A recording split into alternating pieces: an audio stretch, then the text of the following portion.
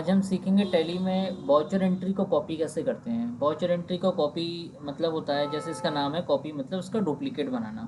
जैसे आप किसी भी टैली में काम कर रहे हो और आपको बहुत सारा काम बार बार रिपीट करना पड़ता है, तो उसको आप क्या कर सकते हो, एक कॉपी करके रख सकते हो और जब भी आपको ज़रूरत पड़े आप उसी को पेस्ट कर लोगे, मतलब उसी में जाके आप डुप्लीकेट बना के काम कर सकते हो। जैसे मैं एग्जांपल देता हूँ आपको, एक टैली में मैंने कुछ बिल बनाए हुए हैं। डिस्प्ले में मैं दिखाता हूँ आपको, अकाउंट बुक में लेज़र्स, ये कुछ मैंने बिल बनाए हैं। इसमें कुछ मेरे सप्लायर हैं और कुछ मेरे इसमें कस्टमर हैं, उनकी एंट्री करी हुई है। तो इसमें मेरे जो कस्टमर्स हैं और सप्लायर्स हैं उनकी डिटेल भी आपको मैं एक बार दिखाता हूँ। यहाँ पे F9 में जाके पेजअप किया तो यहाँ पे JMB लिमिटेड मेरे सप्लायर हैं जिनसे मैंने सामान को परचेज़ किया था, और यहाँ पे मैंने डेट डाली हुई है और यहाँ पे मैंने सप्लायर का इनवॉइस नंबर, यहाँ पे मैं अपना बिल नंबर डाल देता हूँ। जैसे मैंने बिल नंबर दे दिया, आज डेट हो गई 1 अप्रैल को बना रहे हैं, तो 1 अप्रैल 2023, 1 अप्रैल 2023 की एंट्री कर दी सेव के बाद। तो ये जो बिल है मेरा 1 अप्रैल 2023 का बिल बना हुआ है, 1024 नंबर का बिल है। अब इन्होंने मैंने इन्हों से फिर से एक सामान परचेज़ किया, यही वाला जो सामान पहले मैंने परचेज़ किया था, इसी को मैंने दोबारा से परचेज़ करना है।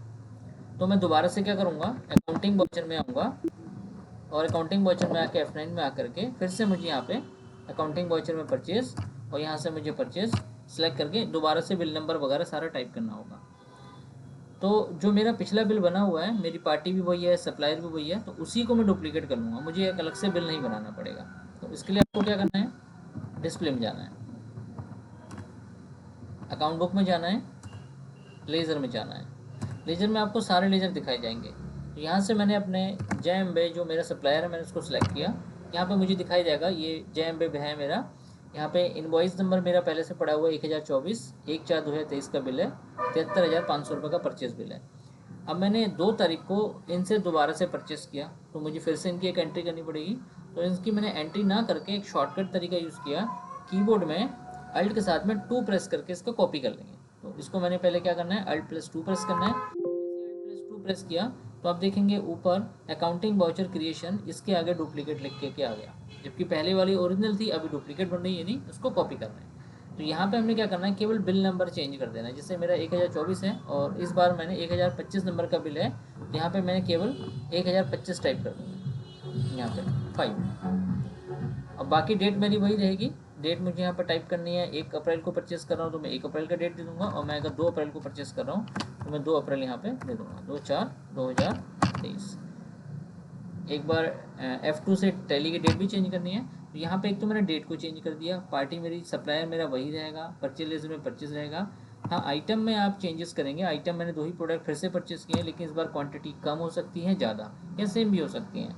तो मैंने यहाँ से कुछ क्वान्टिटी बढ़ा ली और इस बार प्राइस मुझे कुछ कम का मिल गया तो मैं चेंज करूँगा, यानी आप इस पर ऑल्ट्रेशन कर लोगे और GST अपने आप ही नीचे कैलकुलेट होता चला जाएगा। हेड कैप ले लेते हैं, जैसे हम 100 कर लेते हैं, और यहाँ से हमने ले लिया 300 रुपये की, 30 रुपये की हेड कैप ले ली हमने, तो GST में देखिए चेंजेस होता हुआ चला जाएगा। और इसको आप क्या करेंगे, एक्सेप्ट कर लेंगे। आप थोड़ा सा पेज अप करेंगे, डाउन बैक करेंगे, उसके बाद फिर JMB में जाएंगे। अब आपने 2 बिल बनाए हैं तो आपको दोनों बिल यहाँ पे दिखाई देंगे, एक 24 नंबर का हो गया, एक 25 नंबर का हो गया। इसके बाद मुझे सेल का बनाना है, तो सेल के लिए मुझे यहाँ पे मुझे अपना सप्लायर लेना पड़ेगा। जिस सप्लायर को मैंने सेल किया हुआ है, मैंने यहाँ पे ले लिया अपना सप्लायर।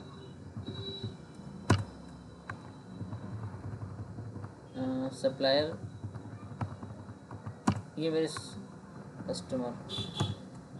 मेरे कस्टमर है वरुणा लिमिटेड। अब वरुणा लिमिटेड से मैंने परचेज़ किया हुआ है और मैं सेल किया हुआ है वरुणा लिमिटेड को, और मैं दोबारा से वरुणा लिमिटेड को सेल का बिल बनाना चाहता हूँ। तो आपको फिर से एक बार नए से काम करना पड़ेगा। तो आप क्या कर सकते हैं, इसको भी डुप्लीकेट कर लेंगे। इसके लिए फिर से एक बार रिपीट करते हैं कैसे किया हमने। डिस्प्ले में गए, अकाउंट बुक में गए, लेज़र में जाएंगे, और यहाँ से आप अपने सप्लायर या कस्टमर जिसको बनाना चाहते हैं, जैसे मैं कस्टमर का बिल बनाना चाहता हूँ तो वरुणा लिमिट में जाके एंटर किया, अल्ट के साथ में 2 प्रेस कर दिया, अल्ट के साथ में 2 प्रेस कर दिया, तो यहाँ पे आपको डुप्लीकेशन लिख करके आ जाएगा। यहाँ पे अपना जो भी बिल नंबर आप टाइप करने वाले हैं, बिल नंबर देने वाले हैं, बिल नंबर टाइप करेंगे, और यहाँ पे डेट चेंज करनी है तो जैसे आप F2 प्रेस करके डेट चेंज कर सकते हैं। सप्लायर आपका वही रहने वाला है, इसको डिटेल सेव कर लेंगे। कीबोर्ड आप सेल कर रहे हैं तो कीबोर्ड, और कितने का प्राइस है वो आप दे देंगे। अगर इसके साथ में एक और प्रोडक्ट ऐड करना चाहते हैं तो आप यहाँ पे एक प्रोडक्ट और ऐड कर सकते हैं। तो जैसे मैंने कीबोर्ड के साथ में इनको एक हेड कैप भी बेच दिया मैंने और प्राइस दे दिया मैंने। तो यहाँ पे जीएसटी में ऑल्टरेशन भी अपने आप ही हो जाएगा, जो जीएसटी का आउटपुट भी अपने आप चेंज हो जा रहा है, और इसको हमने एक्सेप्ट कर लिया। फिर आप थोड़ा सा बैक करेंगे तो देखेंगे यहाँ पे कि 2 बिल आपके आ चुके हैं। एक इनवॉइस नंबर 1 का था, इनवॉइस नंबर 2 का था।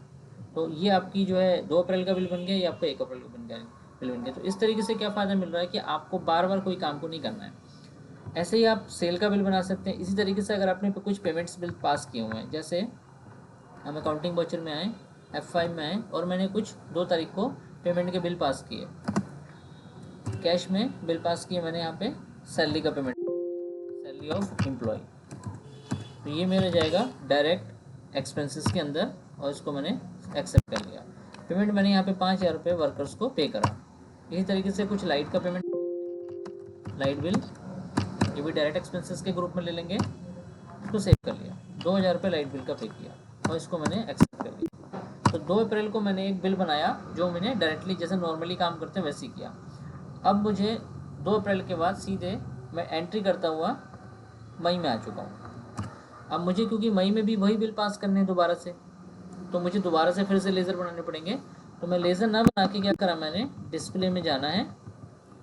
कई जगह से भी जा सकते हैं आप, यहाँ से डिस्प्ले से नहीं जाएंगे तो यहाँ जा सकते हैं, प्रॉफिट एंड लॉस अकाउंट से कर सकते हैं। आप इसको ऑल्ट F1 कर लो, यहाँ पर भी डिटेल देख सकते हो। यहाँ पे आप इसमें जाके एंटर प्रेस कर दो, एंटर प्रेस कर दो, यहाँ से आप डुप्लीकेट कर सकते हैं। अगर आप यहाँ से नहीं करना चाहते हो तो आप बैक जाओ, डिस्प्ले में जाओ, अकाउंट बुक, लेज़र, और यहाँ से आप लाइट बिल को एंटर कर दो, या आप सैलरी टाइप कर दो, जो भी आपने पे करना है। एंटर प्रेस किया तो यहाँ पे आपको दिखा देगा पेमेंट 2 तारीख की है यहाँ पे। अब हम 2 तारीख के बाद सीधे 1 मई को बिल का पेमेंट करना है। तो हमने क्या करना है, इसका डुप्लीकेट बनाना है, और डुप्लीकेट बनाने के लिए अल्ट के साथ में 2 प्रेस करना। डुप्लीकेशन यहाँ पे लिख के आ जाएगा। डेट आपकी 2 अप्रैल चल रही है, क्योंकि 2 अप्रैल का बिल है। अब आप 1 मई में पे कर रहे हैं तो उसको आप F2 प्रेस करके 1/5 एंट्री कर दो। तो अब जो बिल बनेगा वो 1 मई का बिल बनेगा। आप कैश पेमेंट कर रहे हैं तो कैश रखेंगे, और बैंक से पेमेंट कर रहे हैं तो यहाँ बैंक रखेंगे। इसके बाद सैलरी आपने टाइप नहीं करना है, आपको ऑटोमेटिक आ गया, आपकी अमाउंट वही सैलरी की टाइप होनी है। लाइट का बिल इस बार थोड़ा चेंजेस हो गया है तो हम उसमें चेंजेस कर सकते हैं यहाँ पे ऐसे, और इसको आप एक्सेप्ट करोगे। थोड़ा सा बैक करोगे और इसमें जाके एंटर करोगे, Alt + F2 प्रेस करोगे, क्योंकि हमने अभी जो बिल है वो 1 मई को शो कर रहा है। हमें दोनों बिल देखने हैं तो उसके लिए हमें Alt + F2 प्रेस करना है, और हम 1 अप्रैल से 1 मई तक का सारा बिल देखना चाहते हैं।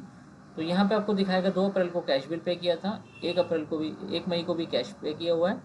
पेमेंट वाउचर हैं दोनों, बिल नंबर 1, बिल नंबर 2। तो इस तरीके से आप टैली में आसानी से काम कर सकते हैं। तो आपको बार बार सेम जब काम ही करना है तो आप बार बार नहीं करेंगे, उसको ऑल्टर करो, और ऑल्टर करके Alt + 2 से डुप्लीकेट बना दो। ठीक है, तो आप चाहे परचेज बिल हो, सेल बिल हो, पेमेंट वाउचर हो, सेल वाउचर हो, डेबिट नोट हो, क्रेडिट नोट हो, किसी भी बिल को आप इसको Alt + F2 से डुप्लीकेट एंट्री में कन्वर्ट कर सकते हो। ठीक है, तो ये हमारा टॉपिक यहीं पे फिनिश हो गया।